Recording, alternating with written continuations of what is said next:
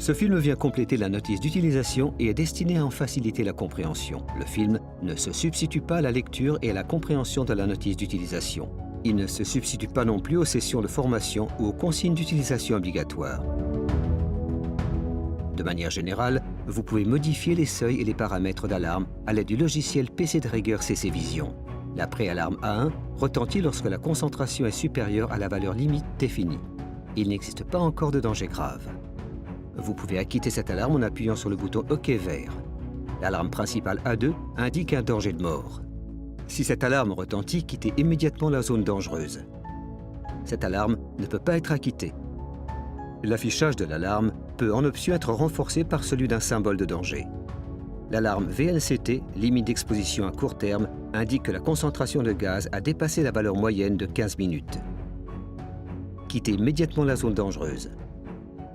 L'alarme VME, moyenne pondérée dans le temps, retentit lors du dépassement d'une valeur moyenne, calculée sur une journée de 8 heures. Quittez la zone dangereuse. La préalarme de batterie se déclenche lorsque la batterie de l'appareil n'a plus que 20 minutes d'autonomie environ. L'alarme principale de batterie signale son épuisement complet. L'appareil s'éteint alors automatiquement au bout de quelques secondes. En cas d'erreur rencontrée par l'appareil, un symbole X s'affiche à l'écran.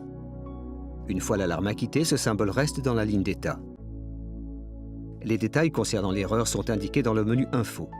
Reprenez votre travail avec un autre appareil et remettez l'appareil défectueux au service de maintenance. En cas d'erreur de canal, l'appareil devra être calibré, voire réparé. En cas de dépassement de la plage de mesure, c'est-à-dire si une concentration excessive de substances inflammables se produit sur le canal CATEX, une alarme de verrouillage est déclenchée. Cette alarme peut être acquittée en éteignant manuellement le détecteur de gaz et en le rallumant à l'air frais. Il existe une exception à cela. Pour le méthane, le capteur CATEX offre une option de commutation automatique dans la plage de 0 à 100% en volume. Dans ce cas, il n'y a pas d'alarme de verrouillage. Une alarme de dépassement de la plage supérieure est déclenchée en cas de dépassement de la plage de mesure.